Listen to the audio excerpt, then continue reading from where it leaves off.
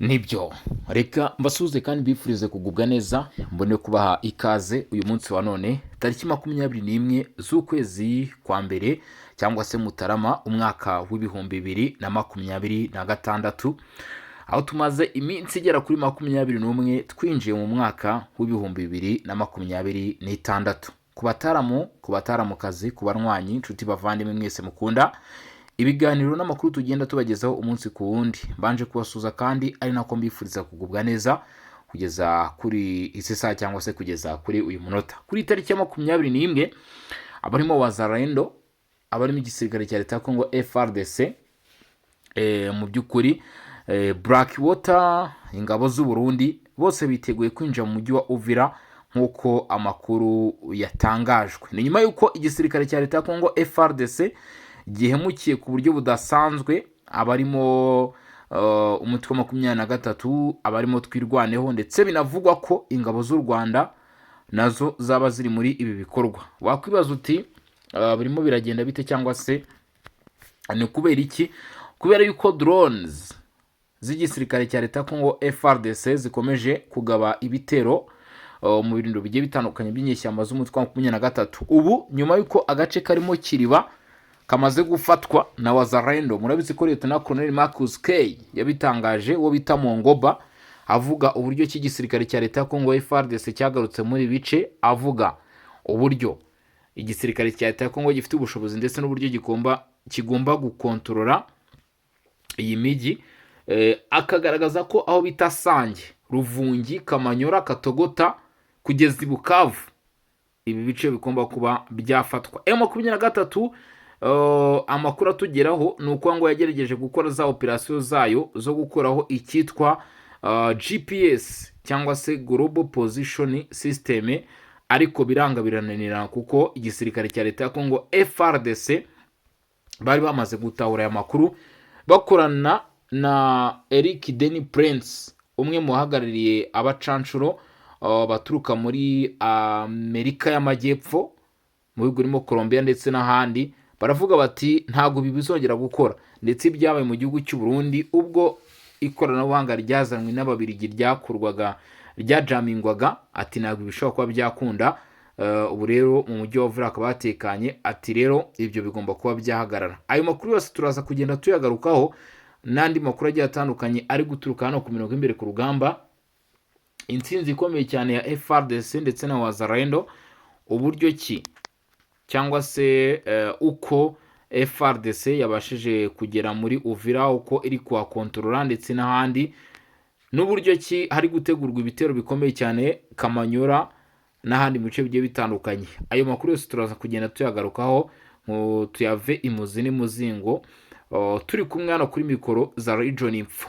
Kandi nanone ku bantu batarakanda subscribe kuri Barore TV, urandika @Barore TV rimwe cyangwa se 1 cyangwa se uhite utubona ukande subscribe. Ku bakunzi ba Bosco mu byibuke ibitekerezo, inyunganizi, like cyangwa se comment muri rusange, mugomba kwibuka ko cyangwa se mugomba kuzirikana ko mugomba kuba mwagira iki, mwabirungika aho ngaho muri comment section.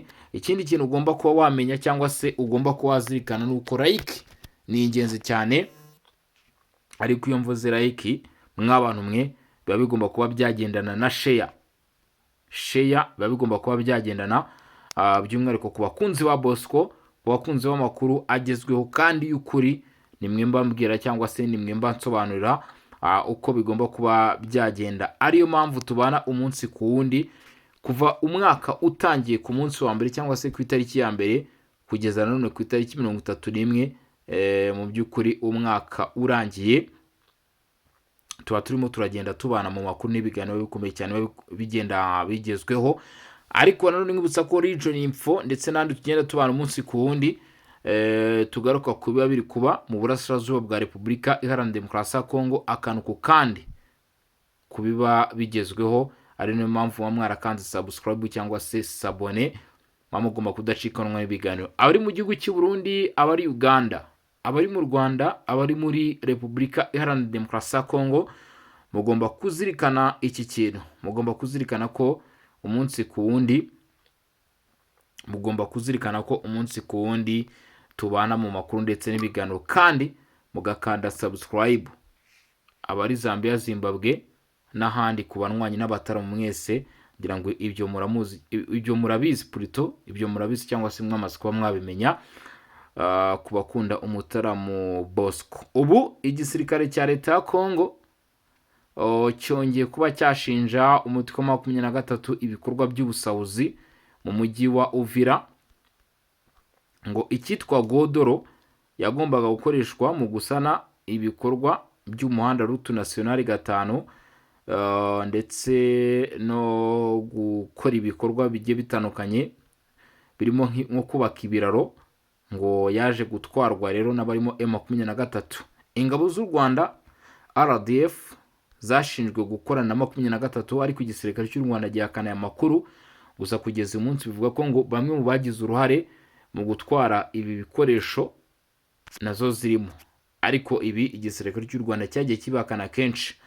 Biraza kugusaba kunyarukira muri comment cyangwa se aho utangira ibitekerezo byawe, kugira ngo yaba uko byumva, yaba uko bitekereza cyangwa se amakuru ufite ariko bitari bihuha, tuze kuba twabibona muri comment section. Ugomba kuba wabikorera cyangwa se ni iby'ingenzi ko unyarukirayo tukamenya uko bihagaze kugeza kuri uyu munota. Leta Zunze Ubumwe za Amerika zongeye kugaragaza ko zishyigikiye igitekerezo cyo kuba igisirikare cya leta ya Congo FARDC cyaba cyageze muri uyu mujyi wa Uvira. Murabizi ko hashize iminsi 2 iki gisirikare gitangaje yuko cyabashije kugera muri Uvira. Ngira ngo ibyo byose murabizi. Hejuru y'ibyo, Ubufaransa nabwo bukagaragaza ko bushyigikiye umushinga w'ifungurwa ry'ikibuga cy'indege mpuzamahanga cya Goma, dore ko icyo ugomba ko wamenya kugeza kuri uyu munsi cyangwa se kugeza kuri uyu munota, Ubufaransa bumaze gukusanya miliyoni 850 zigomba kwifashishwa mu bikorwa byo gusana ikibuga cy'indege mpuzamahanga cya Goma. Hateganyijwe miliyari 1.5 y'amayero igomba kwifashishwa mu gukora cyangwa se mu gushyigikira ibi bikorwa, ariko hamaze gukusanwa cyangwa se hamaze gutangwa miliyoni 850. Ni amafaranga menshi rwose cyane, ariko hakaba gitegerejwe n'andi abura kugira ngo uyu mushinga ushyirwe mu bikorwa. Ubwo rero iminsi uko igenda ishira tuzagenda dusobanukirwa cyangwa se tumenya ko ibintu bihagaze, ndetse nayo uyu mushinga umaze kuba wagera. Kuva rero FARDC igisirikare cya leta, ubwo tunyarukiye muri Kivu y'Amajyepfo, kuva bagera muri Uvira, kimwe mu bintu ugomba kuba wamenya cyangwa se kimwe bimaze kuba byamenyekana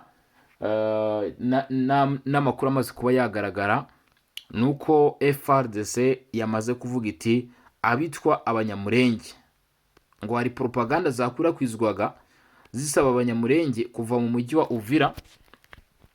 Izi propaganda igisirikare cya leta ya Congo, ubuyobozi bwa leta ya Congo, murabizi ko iyi ntara iyobowe n'uwitwa Jean-Jacques Purusi Sadiki, bavuze bati nta munyamurenge ugomba guhohoterwa, ndetse n'undi uwo ari we wese ntabwo byemeye ko ashobora kuba yahohoterwa. Ati mwese mugomba kubaho, Repubulika Iharanira Demokarasi ya Congo ni igihugu cyanyu, mukabaho mu mahoro n'umutekano. Ibi rero ngo burya byari byateguwe kugira ngo habibwe mu by'ukuri umutekano muke ndetse n'ubwumvikane buke hagati y'abaturage, mu by'ukuri bishobora guteza umutekano muke mu mujyi wa Uvira. Ariko ibi igisirikare cya leta ya Congo kikaba cyavuze kiti ntihazagira umuturage n'umwe ukora ibikorwa byo guhotera abo mu bwoko bw'abanyamurenge. N'ikimenyimenyi amakuru atugeraho aragaragaza ko cyangwa se arerekana ko abaturage bagera kuri 23 bafashije M23 mu bikorwa by'ubusahuzi. Aba ngo bagomba kwerekezwa imbere y'ubutabera bakaburanishwa kubera ibi byaha bakurikiranweho byo kugira iki, byo gufasha M23 mu bikorwa by'ubusahuzi. Turategereje rero kugira ngo turebe igisubizo cya nyacyo kigomba kuva kuri iki kintu cyangwa se kuri ingingo, nk'uko amasaha agenda yihirika cyangwa se iminota igenda yihirika, tukareba uko ibintu byifashe. Ariko ikindi kintu ugomba kuba wamenya, M23 yakoze igikorwa cyo kwibeshya cyane. Murabizi ko bita Colonel Nangaye Buro, ni umuhuzabikorwa wa M23 ndetse by'umwihariko binyuze mu cyitwa AFC, yavuze ko MONUSCO igomba kugaruka mu birindiro bigiye bitandukanye cyangwa se mu gukurikirana umutekano muri Kivu y'Amajyepfo by'umwihariko mu mujyi wa Uvira. Ibi rero byatumye MONUSCO itagaruka kubera iki? Kubera impamvu zikurikira, kuko byagaragaye yuko MONUSCO yamaze gukura ibikorwa byayo muri Kivu y'Amajyepfo, ikaba isigaje ibikorwa byayo muri Kivu y'Amajyaruguru, kabone n'ubwo yongerewe manda igera ku mwaka wose. Ibi byatumye itagaragara mu bikorwa byo kwivanga ku mirongo y'imbere ku rugamba cyangwa se mu ntambara, kubera yuko nyine yamaze kwimura ibikorwa byayo hano muri ibi bice. Ibi rero bikagaragaza ko umutwe wa 23 usa nkaho wagize igihombo gikomeye cyane mu gusiga umujyi wa Uvira, mu gihe bari bizeye ko iki gice kigiye kuba cyacungwa cyangwa se cyayoborwa n'abarimo abitwa MONUSCO, ingabo bavuga ko zitabogamye nk'uko byari byagaragaye mu ibaruwa Colonel Nanga yari yandikiye umunyamabanga mukuru w'umuryango w'abibumbye Antonio Guterres. Ntabwo byakurikijwe cyangwa se ntabwo byashyizwe mu bikorwa. Kimwe mu bintu bikomeje kubabaza, kimwe mu bintu bikomeje guhangayikisha ndetse no gutera impungenge kabisa rwose, aho ari mu 23 hageragezwa ingingo zose zishoboka. Andi makuru tunyarukira mu zindi ngingo zigiye zitandukanye, kuko ntabwo tuza kureba mu by'ukuri byonyine. Amakuru ari kutugeraho aravuga iki cyangwa se arimo aratangaza iki? Rucuru ni muri Kivu y'Amajyaruguru, haravugwa amakuru ababaje cyangwa se ateye agahinda. Abantu bagera kuri 200 kubera ikibazo cy'umutekano muke, kubera ikibazo cyo kuba ibintu byarahindaguritse, ngo abantu 200 banduye igituntu cy'igikatu mu 2025 honyine gusa, tudashyizemo uyu mwaka, nk'uko amakuru agenda tugeraho. Aho bitabinza muri teritwari ya Rucuru muri Kivu y'Amajyaruguru hamaze kugaragara kesi z'abantu banduye igituntu gikabije cyangwa se cy'igikatu barenga 200 barwaye igituntu. Ngo izi ni kesi zafashwe mu mwaka 2025. Ikibazo cy'ubuzima giteye impungenge cyane cyane ku kigo cy'ubuvuzi, ngo ndetse aba bakaba barahuye n'ikibazo gikomeye cyane cy'ibura ry'imiti bitewe n'umubare mwinshi w'abarwaye, ndetse no kuba hari imbogamizi zo kugeza imiti mu bice byibasiwe n'iki cyorezo. Mbibutsa ko igituntu ni indwara yandura kandi yandura vuba, ibasira cyane cyane ibihaha, isaba kuvurwa mu buryo bukomeye kandi buhoraho kugira ngo hirindwe kongera kurwara kudakira. Ibi rero bikaba bigaragaza ko hakenewe imiti yose ishoboka kugira ngo ikibazo gisuzumwe.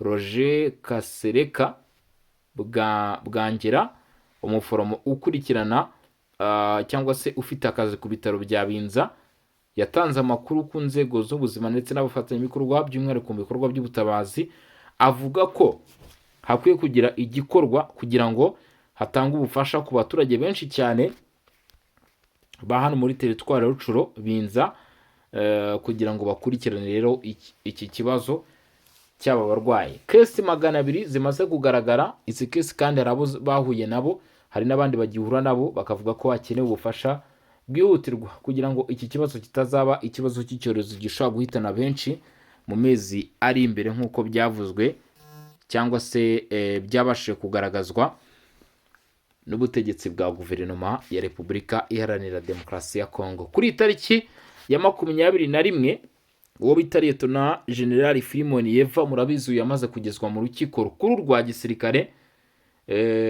ku itariki 20 ku munsi w'ejo, twari kwa kangahe, twari kwa kabiri. Hari amakuru yaje kumenyekana kuri uyu mugabo General Filimon Yeva, umwe mu bagabo bakoze gakomeye cyane. Urukiko rukuru rwa gisirikare rwatanze umwanzuro warwo kuwa kabiri tariki 20 Mutarama 2026 ku bijyanye n'inzitizi z'amategeko zatanzwe n'abanyamategeko ba Lieutenant General Filimon Yeva, wahoze ari umuyobozi w'akarere ka gatatu ku bwunganizi, nyuma yo gusuzuma inyandiko imwe y'abavoka mu rukiko rukuru, aho banasabye ko umukiriya wabo arekurwa.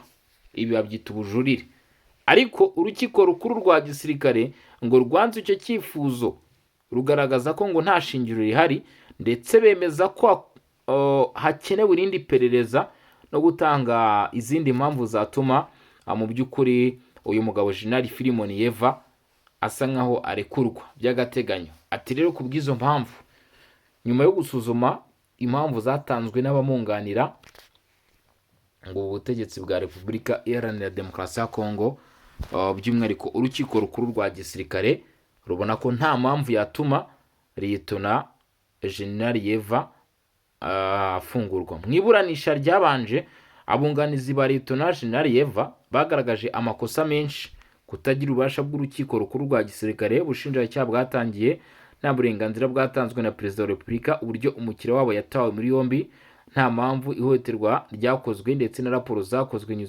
zinyuranyije n'amategeko. Basabye ko habaho ifungurwa kuri raporo zitavugwaho rumwe zitashyirwa mu manza, kandi ko urukiko rwa gisirikare ruvuga ko rudashoboye kuburanisha umukiriya wabo.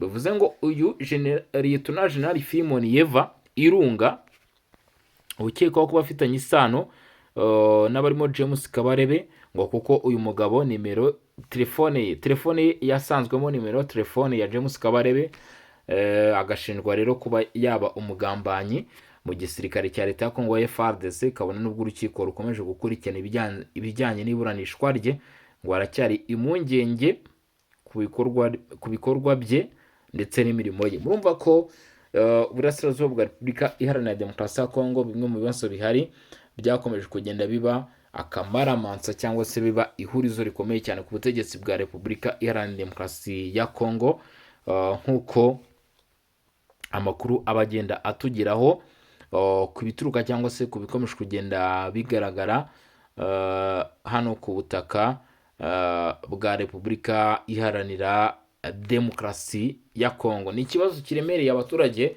ubu, by'umwihariko muri Kivu y'Amajyepfo nyine gusa. Mu mpera z'umwaka ushize habaruwe abagera ku 500,000 bose bamaze kuva mu byabo bahungiye mu gihugu cy'u Burundi. Abangaba rero nyuma yo guhunga, mu by'ukuri hakaba hakiri gushakishwa imbaraga, hakiri gushakishwa uburyo bwo kubona aho bege ku musaya. Ubutegetsi bwa Repubulika Iharanira Demokarasi ya Kongo buyobowe na Eva Baziba, uherutse kuganira na Patrick Muyaya, babashije kwerekeza Bujumbura, Gitega, berekeza muri Tanzania. Ahangaha niho habaye gutanga ubufasha, ndetse ikindi cyabaye cyangwa se amwe mu makuru yandi yaje kumenyekana nuko guverinoma ya Repubulika Iharanira Demokarasi ya Kongo yakuye isomo rikomeye cyane ry'uko hakwiye gushakishwa inzira yo gukemura amakimbirane ari kugaragara mu burasirazuba bwa Kongo, dore ko abenshi nk'uko imibare ibigaragaza bitigeze bibagendekera neza rwose. Hano muri ibi bice ntabwo byigeze bibagendekera neza nk'uko amakuru akomeje kugenda abigaragaza. Repubulika icyakora ya Repubulika Iharanira Demokarasi ya Kongo, iki gihugu kiracyashaka inzira ikomeye cyane yo gukemura amakimbirane, dore ko Perezida Antoine Felix Tshisekedi Tshilombo yongeye kugaragara i Davos mu Busuwisi. Felix Tshisekedi yaba yari yagiye gukora iki n'iki gihugu cyo mu Burayi, dore ko Uburayi ni kimwe mu bihugu byagiye bifatwa cyane cyangwa se bihabwa amahirwe ndetse n'umwanya wo gushyigikira cyangwa se gutera inkunga mu buryo bugaragara abarimo igihugu cya Repubulika Iharanira Demokarasi ya Kongo, kugeza ku rwego rwo kuba Repubulika Iharanira Demokarasi ya Kongo yarashyigikiwe, ariko u Rwanda n'Ububiligi bigahita bicana umubano. Bityo ibyo byongera kugaragaza ndetse no gushimangira inzira ihari hagati y'ibihugu byombi uko ari bibiri. Ndavuga Repubulika Demokarasi ya Kongo ndetse n'Ububiligi. Hano i Davos, Perezida Felix Tshisekedi Tshilombo yaje kwemeza, hari amakuru aturukayo yaba yabashije kumenyekana y'ingenzi kuri buri umwe uwo ari we wese udukurikiranye. Ndagira ngo tubirebere hamwe cyangwa se tubikomozeho, unyemerere. Mu mujyi wa Davos, Perezida wa Repubulika Demokarasi ya Kongo Felix Tshisekedi Tshilombo yagiranye ibiganiro n'umwami Philippe w'Ububiligi ari kumwe na Minisitiri w'Ububanyi n'Amahanga w'Ububiligi Maxime Prevot. Muri ibi biganiro abayobozi b'Ububiligi bongeye gushimangira ko bashyigikiye igisubizo gishingiye ku mahoro ku bibazo by'umutekano biri mu burasirazuba bwa Repubulika Demokarasi ya Kongo. Ububiligi bwagaragaje ko bwubaha ubusugire n'ubwigenge bw'ubutaka bwa Repubulika Demokarasi ya Kongo, kandi bonongera gushyigikira ibiganiro by'igihugu bigamije guhuza abanyekongo bose nk'inzira nyayo yo kugera ku mahoro arambye. Ibiganiro byabereye mu rwego rw'ibikorwa bya diplomasi biri kubera ku ruhande rwa forum y'ubukungu ku isi, aho Repubulika ya Demokarasi ya Kongo ikomeje gusaba umuryango mpuzamahanga kongera ubufatanye n'ubufasha mu guhangana n'ibibazo bikomeye by'umutekano bikomeje kwibasira igice cyayo cy'uburasirazuba bwa Repubulika ya Demokarasi ya Kongo. Ni ingingo zikomeye cyane rero mu by'ukuri hagishakishwa impamvu ndetse n'uburyo bushoboka bwose bwo gukemura iki kibazo kiri mu burasirazuba bwa Kongo. Ushaka no kuvuga uti uwiriye mu nzu ntahadapfunda imitwe, ariko Kinshasa yo ikomeje gushaka igisubizo cyatuma akarere ka Afurika y'ibiyaga bigari ndetse n'uburasirazuba bwayo by'umwihariko bwongera kubona igisubizo. Nk'ibutsa kandi ko Perezida Felix Tshisekedi Tshilombo yagize atya yifuriza mugenzi we Museveni, Yoweri Kaguta Museveni, intsinzi nyuma yo kwegukana intsinzi mu kuyobora iki gihugu cya Uganda mu matora erutse kuba yaba. Ubwo rero murumva uko bimeze cyangwa se amakuru agezweho kugeza kuri isaha, ari nayo mpamvu bashimira cyane babwira nti muba mwakoze kandi iby'ingenzi ndetse n'iby'agaciro gukomeza kubana natwe.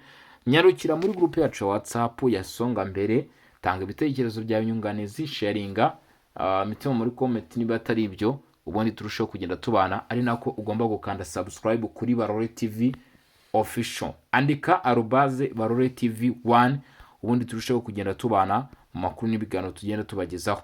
Jye nari Bosco Mutaramo cyane, iyi ni Region Info. Ciao ciao, hasta la vista, mugire ibihe byiza ndetse n'umunsi mwiza.